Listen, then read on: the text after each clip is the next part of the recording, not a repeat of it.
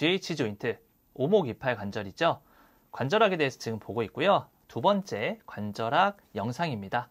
자, 세 번째 보기로 했던 이제 라브럼에 대해서 한번 같이 살펴보도록 할게요. 여기 글레노이드 라브럼에 대해서 한번 살펴보도록 하겠습니다. 여기 제가 그림을 하나 삽입을 했는데 굉장히 우스꽝스러운 표정을 하고 계시죠. 여기 보시면은 요 소위 말한 뚫어뻥이라고 하죠. 뚫어뻥이라고 하는 요 뚫어뻥을 지금 머리에 아마 민머리, 대머리이신 것 같아요. 좀 신뢰가 되는 것 같은데 강의를 위해서 그냥 정식 명칭 대머리라고 하겠습니다. 자, 머리가 없는 상태에서 뚫어뻥을 머리에다 딱 넣으면 그리고 공기를 좀 제거할 수 있게 꾹꾹 눌러주어서 바람을 빼고 나면 지금 본인이 뚫어뻥을 빼내려고 해도 빠지지가 않는 상태가 되겠죠. 요거를 가지고 과학적으로 어떻게 얘기를 하냐면 음압이라고 표현을 해요. 음압. 그래서 여러분들이 뭐가 있을까요? 부항, 대표적으로는 부항이 있죠. 부항이라고 하는 한의학에서 쓰는 부항도 음압을 이용을 하는 거죠. 바늘로 구멍을 뚫어서 피가 나올 수 있게, 모세혈관에서 피가 나올 수 있게 한 상태에서 음압을 통해서 동그란 종처럼 생긴 유리병이라고 그냥 표현할게요. 플라스틱 여기다가 놓은 상태에서 여기 뒤에 총 같은 게 있죠. 슥슥슥 하면 이게 안에 있는 바람을 빼내는 거잖아요. 그렇게 되면 여기 있는 압력이 낮아지기 때문에 점점점 피부가 점점 이렇게 올라오게 되죠. 좋은 필기 도구가 있는데 왜 그냥 손으로 표현하고 있었죠? 이렇게 피부가 있다 그러면 부항 도구를 이렇게 해서 여기에 총처럼 되어 있는 여기에 이렇게 총처럼 되어 있는 거 여기에 손가락 넣어서 쓱쓱쓱 이렇게 바람을 빼내면 여기 피부가 점점 쓱쓱쓱 이렇게 올라오는 거 우리 다들 알고 있죠. 여기에 압력이 낮아지기 때문에 이런 현상이 나오는 거고요. 그래서 지금 말씀드리고자 하는 거는 이 뚫어뻥이나 부항처럼 음압이 형성이 되면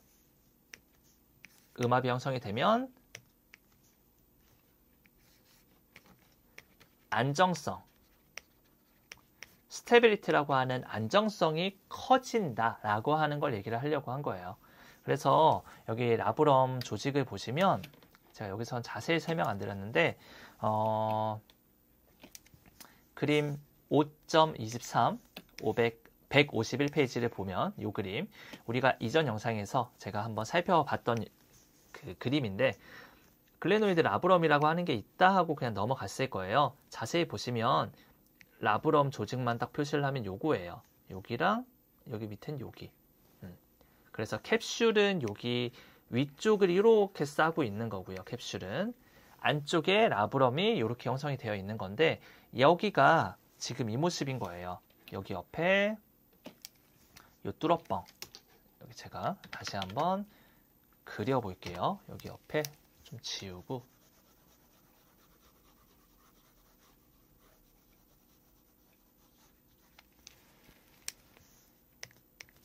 이 뚫어뻥을 그대로 옆에다가 한번 그려보면 좀 크게 그릴게요. 이런 느낌으로 되어 있겠죠. 이런 느낌일 거예요. 뚫어뻥이. 이런 느낌에서 얘를 이렇게 딱 크로스 섹션 잘랐다고 봅시다. 이렇게 잘랐다고 봅시다. 그러면 남아있는 부분이 파란색으로 표시하면 여기 끄트머리랑 여기 끄트머리 요렇게 남아있겠죠. 요렇게 조금 확대할까요? 이런 식으로 여기 끄트머리가 이런 식으로 남아있을 거예요. 이런 식으로 여기 부분이 지금 여기랑 여기 부분 그대로 90도로 세워놓으면 여기랑 모양이 비슷하죠. 그래서 결국에는 위팔뼈 머리, 요 헤드, 위팔뼈 머리, 대머리처럼 맨들맨들한 관절면을 갖고 있겠죠. 관절 연골이 있고요. 요 맨들맨들한 뼈를 뚫어뻥처럼 딱 이렇게 쏙 잡아서 음압으로 안정성을 잡고 있는 구조가 라브럼이란 조직이다라는 정도 여러분들 메모를 해두시면 되시겠습니다. 자, 그래서 여기 음압이 형성되어 있어야 되는 거고요. 음압이 깨지게 되면 안정성이 굉장히 떨어지게 될 수 있다. 이 정도 내용도 책에서 굉장히 좀 설명을 하고 있는데 그림으로 표현을 하는 거니까 이 정도만 얘기하고 넘어가도록 하겠습니다. 자, 여기서도 라브럼을 한 번 더 이제 정리해서 살펴보면 아까 말씀드린 대로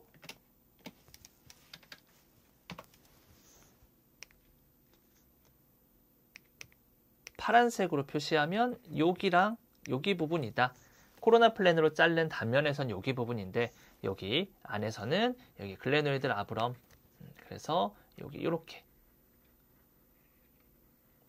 이런 식으로 분포가 되어 있는 것이다. 마치 입술을 이렇게 벌려서 이렇게 제가 따라하면 좀 이상할 것 같아서 따라하진 않을게요. 예, 입술로 이렇게 뽀뽀할 때 쪽 소리가 나는 것도 음압처럼 형성이 되었다가 공기가 빠져나가면 소리가 나는 거거든요. 그래서 입술, 관절 순이라고 표현하는 구용어도 그런 의미가 있구나 라고 연결해서 생각을 하면 되겠습니다. 자, 그래서 GH 조인트는 사실 이 내용들 말고 또 여기 뭐 공 던지는 것처럼 야구 투구 동작에 뭐 코킹부터 시작해서 얘기가 쭉 나오는데 요것들을 쭉 다 설명하면 너무 좋지만 이걸 위해서 또 설명해야 되는 내용들이 있고 어쨌든 차근차근 밟아나가야 되는 그런 단계가 있어요. 공부에는. 그래서 강독에서는 여기 있는 내용들을 싹 다 보면서 쌓아가면서 보는데 지금 유튜브에서 시간도 좀 한정적이고요. 제가 아마 이 관절 파트에서 다루지 않은 내용들은 다른 외부 강의를 하시는 분들이 아마 딱 포인트만 잡아서 그런 거 강의 많이 할 거예요. 소위 북리뷰라는 형태로. 그런 공간, 그런 기회들이 여러분들이 있기 때문에 뭐 돈을 내더라도 그런 기회가 있는 거잖아요. 근데 제가 지금 강조했던 1장부터 4장의 내용들과 관절 파트에서도 좀 정리를 해야 되는 부분들, 지금 유튜브에 올리는 내용들은 그런 유료 강의에서도 다루지 않는, 그러니까 결과적으로 돈을 내더라도 기회가 없는 부분들이거든요. 작년에 집중적으로 강의했던 1장부터 4장이 특히 더 그렇고요. 그래서 여기 지금 뛰어넘은 내용들은 많이 중요한 내용들이긴 해요. 근데 다른 플랫폼에서도 강의를 하기 때문에 저는 좀 넘어갈 예정입니다. 저도 물론 강독에서 중요하게 다루면서 강의를 하니까 요거에 대한 자세한 내용을 저에게 배우고 싶으시다 하시면 강독으로 넘어오시면 좋으실 것 같습니다. 자, 그래서 그 다음으로 넘어가서 이제 키네마틱으로 넘어갈게요. 자, 운동 형상학이죠. 페이지는 157페이지부터 문장은 시작되지만 그림 위주로 보는 거기 때문에 159페이지에 그림 30번 그림을 보시면 됩니다. 빠르게 진행할게요. 이제부터는 다들 잘 알고 있는 내용이다 라고 생각을 할게요. 첫 번째, 우리가 운동학을 얘기할 때 세 가지 플랜에서 움직임이 만들어질 수 있다라고 생각할 수 있죠. 첫 번째는 셀스타일 플랜이 있겠죠. 셀스타일 플랜. 두 번째는 코로날 플랜이 있을 겁니다. 코로날 혹은 프론탈 플랜이라고 하죠. 저는 그냥 코로날만 여기에 적을게요. 그리고 세 번째, 허라이젠탈 플랜이 있겠죠. 허라이젠탈 플랜. 이 정도 적어 놓고요. 세지탈 플랜은 이 움직임이죠. 지금 보이는 플렉션, 익스텐션 움직임이 나오는 거예요. 플렉션과 익스텐션의 움직임이 나온다라고 정리하시면 되고요. 두 번째, 코로나 플랜에서 움직임은 여기 어브덕션과 어덕션, 어덕션, 벌림과 모음이죠. 어브덕션과 어덕션 이렇게 움직임이 나올 수 있고요.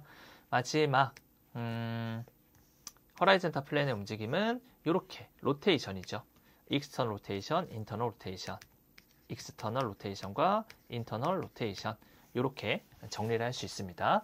요거에 대해 매칭이 되는 돌림축은 요 위에 있는데 요거는 제가 똑같은 그림으로 A장에서 설명을 드렸기 때문에 요거 축이랑 뭐 AP 액시스, ML 액시스, 버티컬 액시스 매칭을 시키는 것은 여러분들이 1장 영상을 참고하셔서 확인을 하시면 되겠고요. 자, 이렇게 여러 가지 움직임이 나오는데 이제 뒤에서는 요 코로나 플랜에서의 움직임만 가지고 제가 유튜브에서 강의를 좀 하도록 할게요. 그래서 다음 슬라이드를 보시면 어브덕션의 움직임만 가지고 한번 얘기를 해보려고 해요. 여기 보시면 지금 어브덕션 요렇게 윗팔뼈가 여기 있다가 이렇게 이동을 하면 우리가 어브덕션이 되었다, 벌림되었다 라고 표현할 수 있겠죠. 요거 가지고 운동학에 대해서 좀 얘기를 할 텐데 다들 아시다시피 롤링 글라이딩 법칙을 가지고 얘기를 할 거예요. 롤링과 글라이딩 법칙이니까 롤앤 글라이드. 책에서는 슬라이드란 용어를 자주 쓰는데 저는 글라이드라는 용어가 좀 잘 맞아가지고 입에 강의할 때 그렇게 한다는 점 참고를 해주시고 요거 슬라이딩과 같죠? 네, 이렇게 두 가지를 가지고 한번 생각을 해볼게요. 윗팔뼈가 움직이는 관점으로 보는 거니까요. 요 윗팔뼈가 처음에 여기 시작 자세가 여기 있죠. 스타트가 여기예요. 스타트가 여기인데 끝이 여기인 거죠. 엔드라고 할까요? 시작은 여기고 끝이 여기라면 처음 여기 있을 때보다 이렇게 팔이 올라갔을 때 얘가 어떻게 롤링이 되고 글라이딩이 되는지를 우리 살펴보는 거예요. 그러면은 이렇게 위로 올라가니까 이 동그란 공처럼 생긴 애가 위로 롤링이 일어나겠죠. 그래서 여기 보시면 롤링이 이렇게 일어난다 라고 하는 거 보이죠? 좀 지울까요? 잘 안 보이시겠다. 자, 여기 요 파란색 동그라미인 건 여러분들 알 테니까 그냥 지울게요. 지우고 요것도 요 정도만 지우면 되겠다. 자, 보시면은 이렇게 이동을 하는 거니까 롤링이 이렇게 일어난다. 그러니까 즉 롤링은 위로 일어난다. 그냥 화살표로 표시할게요. 화살표로 위쪽으로 일어난다라고 할 수 있겠고요. 글라이딩, 슬라이딩은 여기 화살표로 표현이 되어 있죠. 이렇게 아래쪽이다라고 볼 수 있을 거예요. 아래쪽이다. 혹시라도 요거를 좀 의문을 가질 수도 있겠어요. 요거 아래가 아니라 약간 대각선 이쪽이잖아요. 라고 생각을 할 수 있겠는데 우리가 그냥 인체 전반적인 해부학적 자세를 기반으로 생각한다라고 한다면 스캐플라 자체가 지금 좀 약식으로 그리면 이렇게 되어 있는 거예요. 즉 어버드 로테이션이 만들어진 거니까 얘를 전체적으로 이 그림 전체적으로 조금 이렇게 회전을 시켜서 스캐플라가 어버드 로테이션 된 게 아니라 이렇게 내려서 본다면 즉 이 관절면이 지면과 거의 수직인 자세에서 살펴본다면 그러면 아래쪽 슬라이딩, 글라이딩이다 이렇게 우리가 생각할 수 있겠죠. 그렇게 참고로 하시고요. 여기서 이제 더 디테일하게 들어가서 얘기를 하는 게 강독인데 지금 얘기도 약간 수정을 해야 돼요. 강독에서는 지면과 수직이 아니라 거의 지면과 수직이다. 거의라는 표현을 써야 됩니다. 왜냐하면 스캐플라는 약간 어버드 로테이션이 만들어져 있는 게 해부학적 자세이기 때문이다. 뉴만의 문장들에서 이런 것들이 다 있어요. 근데 그런 것들은 지금 생략하고 그림으로만 제가 얘기를 하니까 뭐 이런 내용들도 있다라는 거 유튜브로 공부를 하시는 분들은 문장들 찾으시면서 또 한번 정리를 하시면 좋을 것 같습니다. 자, 그래서 161페이지 요거를 보면서 이제 마무리할 건데 요거는 정상적인 그림이에요. 그죠? 방금 전에 봤던 5.31 그림이고요. 요 그림 5.33 그림을 보면 비그림을 보시게 되면 정상과 비정상인 거예요. 우리가 소위 말하는 임핀지먼트 신드롬이라는 거 있죠. 임핀지먼트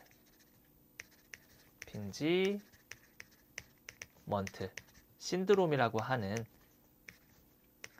기전에 대해서 지금 설명하는 그림이다 라고 생각해도 됩니다. 자, 그래서 롤링 글라이딩이 적절하게 일어나야 되는 거예요.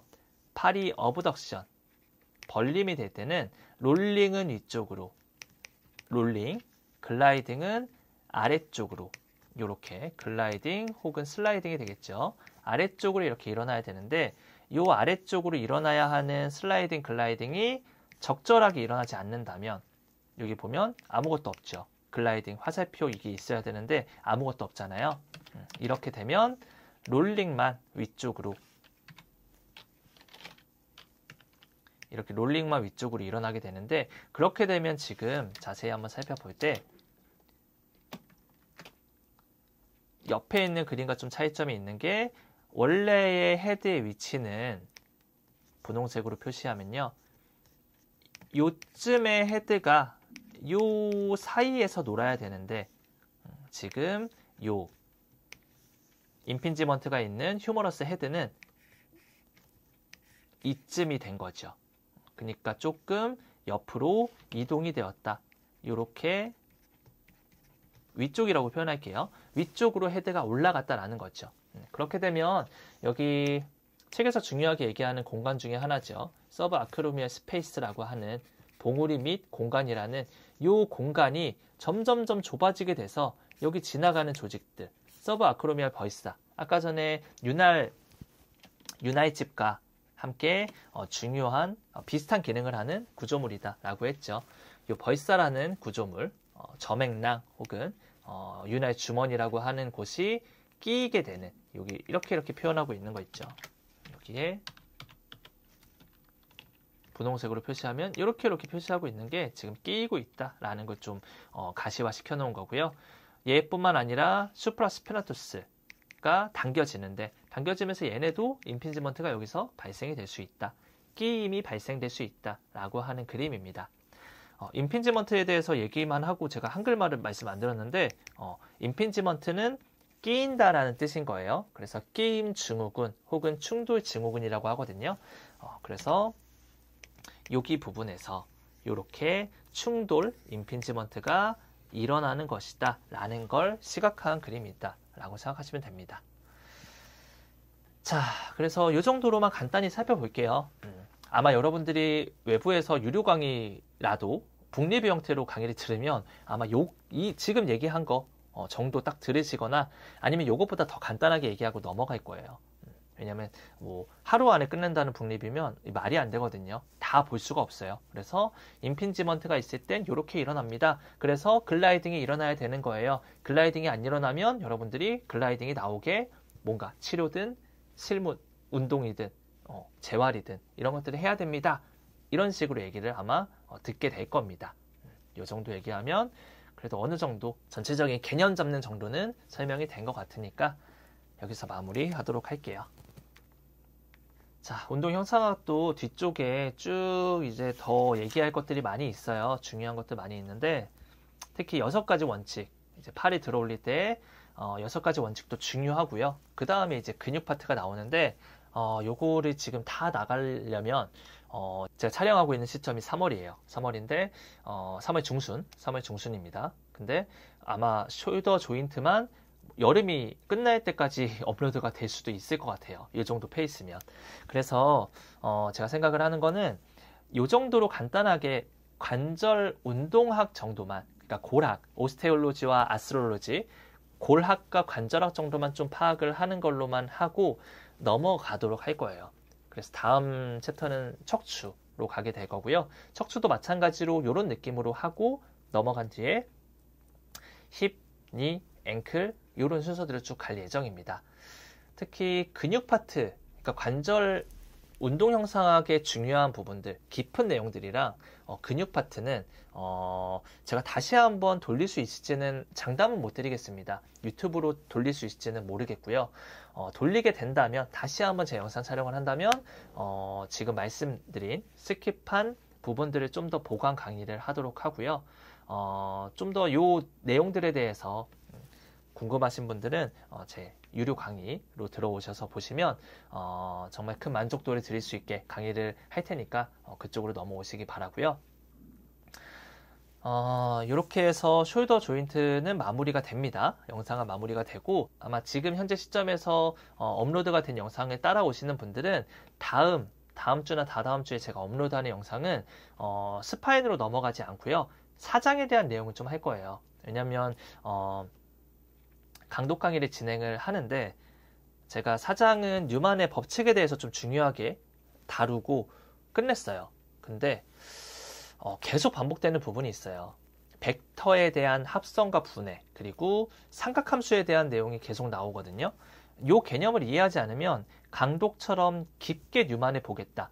사실은 그렇게 깊게 봐야지 뉴만이 의미가 있는 거라고 저는 생각을 합니다. 그렇기 때문에 강독에서는 여기 있는 내용들이 다 모조리 다 설명을 하는데 매번 챕터별로 다 이거를 설명을 하려니까 너무 힘들어요. 그리고 시간도 낭비가 되고요. 그래서 벡터의 분해와 합성 파트와 그리고 삼각함수에 대한 내용을 제가 책에 충실하지 않고 그냥 약식으로 강독을 위해서 올려놓은 거긴 하지만 유튜브로 그냥 보시는 분들도 보면 도움이 많이 되실 거예요.